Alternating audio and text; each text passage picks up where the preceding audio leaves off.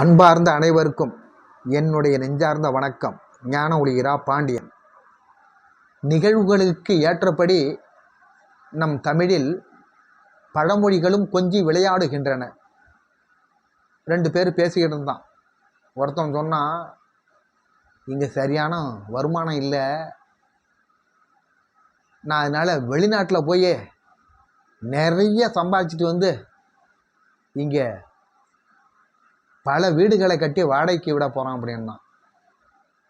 அதுக்கு பக்கத்தில் உள்ளவன் சொன்னான், ஆமாம், கூரை ஏறி கோழி பிடிக்க முடியாதவன் வானம் ஏறி வைகுந்தம் போகிறானா, ஓடா இங்கே சம்பாதிக்க முடியாதவன் வெளிநாடு போகிறானா அப்படின்னு அர்த்தம்.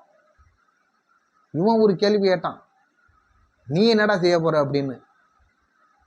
அதுக்கு பக்கத்தில் உள்ளவன் சொன்னான், நான் ஒரே வாரத்தில் 4 வீடு கட்ட போகிறேன்டா அப்படின்னா. அது பக்கத்தில் உள்ளவன் சொன்னான், கட்டி கீக்க போகிற, கேட்குறவன் கேனையாக இருந்தால் எருமை மாடி ஏரோப்ளேன் ஓட்டும் அப்படிம்பான் அப்படின்னு சொன்னான்.